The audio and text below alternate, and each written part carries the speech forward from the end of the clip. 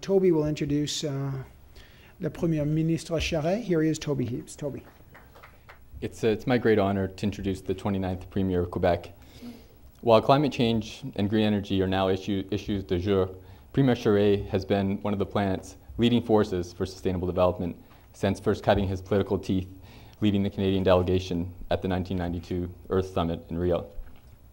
His early leadership on green files led the historian and former speechwriter for Pierre Elliott Trudeau to name Premier Charest to the dream team for the federal environmental cabinet in the post of environmental minister. Over the past years, I've had the pleasure of seeing the Premier in action at numerous forums, from Davos to the United Nations, and universally he's respected as a statesman of the first order on the climate change and environment files. Premier Charest is also the chief executive of a provincial green energy powerhouse that has the potential to be the green electricity hub of North America. Premier Charest has been ahead of the curve, articulating that environment and energy are two sides of the same coin, and we are honored to have him with us tonight to kick off our Montreal Roundtable. Il me fait un grand plaisir to introduce le Premier Ministre Charest. Mesdames et messieurs, merci beaucoup de m'accueillir pour cette table ronde et je veux féliciter les organisateurs de cette merveilleuse idée de réunir un peu partout au Canada des gens qui s'intéressent à notre avenir à la fois économique, environnemental et énergétique, hein, alors qu'on appelle le triple E, donc, et de nous offrir une réflexion sur ce qui pourrait devenir une vision partagée de notre avenir commun sur ces enjeux qui sont beaucoup d'actualité aujourd'hui, mais qui l'ont toujours été, peut-être dans un contexte très, très différent. Je veux donc d'abord remercier Toby de l'invitation qu'il m'a formulée. Même si je dois vous prévenir, j'aurai l'occasion de vous faire quelques commentaires et je dois filer parce que j'avais déjà un autre engagement, mais je tenais quand même à au moins vous offrir quelques commentaires. Je salue à nouveau Sophie Brochu, avec qui on a le plaisir de travailler. D'ailleurs, dans le dernier budget du gouvernement du Québec, on a annoncé un magnifique projet de développement de ce qu'on appelle une route bleue. Le bleu étant synonyme de gaz naturel, et c'est un projet que nous allons annoncer, que nous allons mettre de l'avant bientôt en collaboration avec l'industrie. Et c'est un projet que Sophie a beaucoup piloté. Et je suis très heureux de retrouver sur la même scène Jacques Lamarre, qui est un des grands leaders d'affaires au Canada et dans le monde. Je vantais récemment le Québec et je rappelais à mon auditoire, M. Lamarre, que c'est au Québec où se trouve la plus grande firme d'ingénieurs au monde.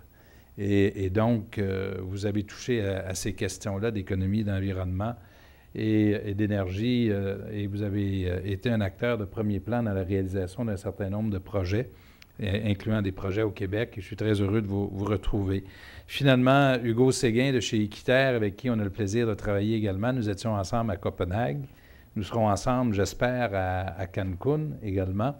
Hugo et Séguin et Équiterre sont aussi des acteurs de premier plan sur les questions de développement durable et nous travaillons étroitement avec Équiterre sur ces enjeux pour l'avenir du Québec.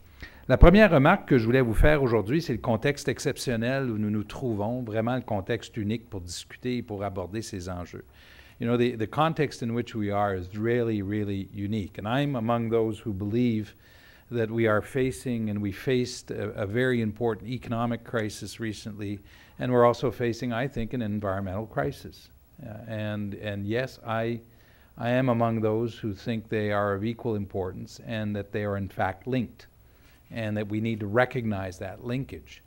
This economic crisis that started with Lehman Brothers and led to a worldwide recession, the biggest and most important we've had in the last 70 years, speaks very directly to this issue of our environmental crisis and the issue of governance and how we make decisions and how we make decisions with a long-term view as opposed to a shorter-term view.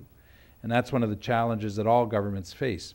By necessity, we all have short-term electoral agendas that we need to deal with and address, and I think most governments do it at all levels the best way they can. I'm not cynical at all about politics, but it is a challenge for us to make sure and to do everything in our power so that we can bring the people we represent along and for a longer-term view on how we deal with these issues. And over the last 2 years, I think we've witnessed what failures we have in terms of governance, economically and environmentally, and that we need to take a hard look to how we are going to address these issues in the future. Nous avons toujours cru au Québec, notre gouvernement a toujours pensé que c'était extrêmement important de faire un lien entre l'économie, l'énergie et l'environnement. Et nos premiers gestes, concrètement, à nous, remontent à 2006, parce qu'au printemps 2006, le gouvernement du Québec rendait public une nouvelle politique de transport en commun qui était très liée à une nouvelle politique énergétique, toujours au printemps 2006, et liée également à une nouvelle politique de réduction de gaz à effet de serre. Donc, 3 politiques majeures annoncées au printemps 2006, les 3 liées.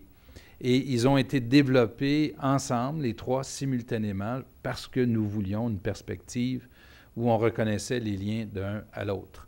Et le gouvernement du Québec a donc livré cette nouvelle politique de réduction de gaz à effet de serre. On a été le premier gouvernement en Amérique du Nord à mettre en place une redevance sur le carbone, par exemple, à vouloir y attacher un prix. On l'a fait modestement. Ça a été un laboratoire très intéressant. Ça nous a permis de tester en quelque sorte le marché, là, pour employer une expression qui est populaire, de tester l'opinion publique, de tester en quelque sorte la réaction dans le marché également de l'énergie. Et les résultats, à nos yeux, à nous, ont été des résultats très positifs. C'est-à-dire que les gens ont accepté assez spontanément l'idée qu'on devait faire le lien entre une politique de réduction de gaz à effet de serre et le prix qu'on paie pour de l'énergie, entre autres pour le carbone. Et fort de cette expérience, évidemment, on a fait un lien avec une politique de transport collectif. Vous remarquerez que je choisis mes mots, ce n'est pas le transport en commun, c'est le transport collectif. Donc, toutes les formes de transport, ça incluait, en passant, ça a étonné beaucoup de gens, la marche à pied, puis la bicyclette, le transport rural, tout ce que nous devons penser, en quelque sorte, pour que nous puissions avoir des moyens de transport qui respectent l'environnement, qui nous permet à la fois de se déplacer sur un large territoire, mais de le faire en tenant compte de ce principe de développement durable. Et nous avons ajouté à ça une politique énergétique qui est assez agressive, qui prévoit du développement à la fois d'énergie éolienne, mais également de l'énergie hydroélectrique, tout en étant conscient que sur le plan énergétique, il n'y a pas de choix parfait. You know, one of the things we do say when we're questioned about our energy policy, and we're in a position, a unique position, to develop hydroelectric policy, hydroelectric energy, with a lot of clean, renewable energy that we define as such, is that there is no perfect form of energy. There is no utopia. And whatever we do, it has an impact on the environment. Man leaves an imprint on the earth no matter what choice we make. The issue really is, what's the best choice, given what we have? What is the best way? What's the best way for us to go ahead to be able to fulfill our energy needs and at the same time make a choice that will be valid for future generations? I want to say, if not just for form, but one of the things, truisms about energy is that the best source of energy, of course, is the energy we save. And energy efficiency continues to be the central part of our policy. In fact, in the last budget that we delivered, we announced that we would be, again, asking Hydro-Québec for better performances on energy efficiency, to do better than we are doing now, even though we introduced a policy of reducing by 11 terawatt hours by, I think it's 2015, the amount of energy we want to save. And we're on track, we're doing better, but we believe we can go even further